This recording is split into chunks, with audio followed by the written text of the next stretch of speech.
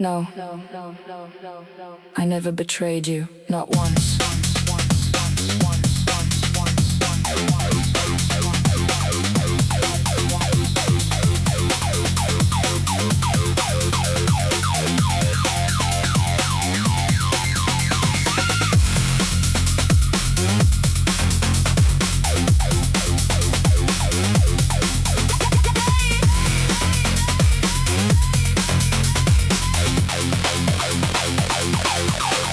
I did not leave you aiming to wander from body to body like a thirsty soul in the marketplace of flesh. I left because I was trying to escape the endless storm of your behavior, devouring my days and nights. You believed I desired other men, yet what I desired was only peace.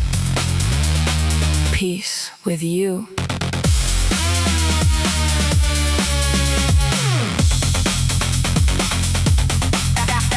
After quite a long time dragging your absence through every relationship I tried to build, I begged you to come back.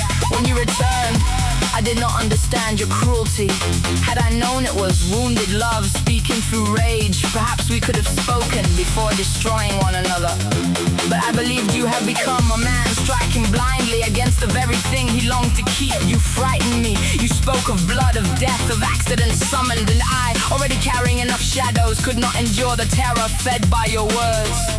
I wish to see you anchored to life. I thought perhaps this violence was not truly yours, but your father's patterns living like parasites inside your wounds. Never did I understand that you believed yourself betrayed by me, betrayed by me.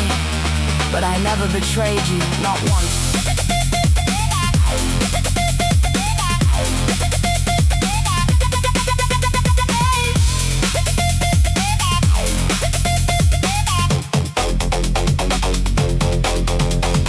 Jealousy is a poison. You imagine lovers everywhere, lust in every smile, infidelity in every corner. Do you remember those days when I walked toward you with joy already shining on my face? Simply happy to see you, eager to rest in your embrace, in tenderness and tranquility. But you, poor tormented soul, believed another man was the cause of that glow on my face.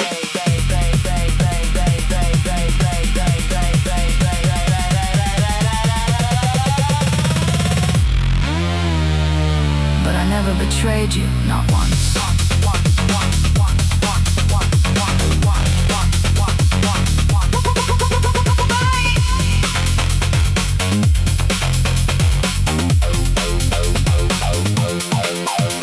You carried suspicion like a knife, I carried exhaustion like a cross. We stood before one another as two frightened creatures, speaking different languages of pain and terror. Yet still, I remain bound to you by an invincible bond, absolutely beyond reason and time. When you walked toward the airplane and turned back to look at me, the abyssal sorrow in your eyes pierced my heart to the core. I could never forget. There are songs that still break me open, for they carry the memory of our strange story. My soul still kneels, humbled and amazed by the power of this love. You have no clue how violently I had to tear myself apart to be able to leave you. Reason said, leave and survive. Something deeper answered, remain and perhaps perish.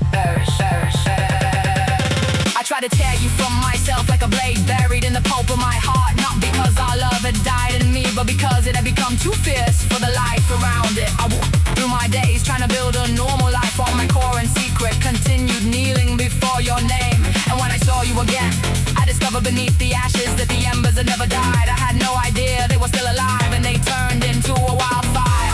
My body remembered you, and again starved for only your touch. From dawn to dusk, you ran through my blood like a river, bringing life to the desert. I thought it would be you or nobody. Now I understand. It will be nobody. And I am very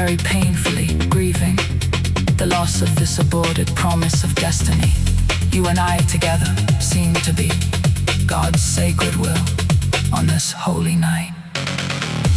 But now that I am strong enough to face your shadow without trembling and never leave you again, you chose to turn your back and refuse my offering. I wanted my flesh to be yours only and forever, and the warm cave of my heart to be again the haven where your wounded soul could finally rest and heal. The rebirth of our love will not occur. I am beginning to acknowledge it, and I'm slowly recovering. But no, I never betrayed you, not once.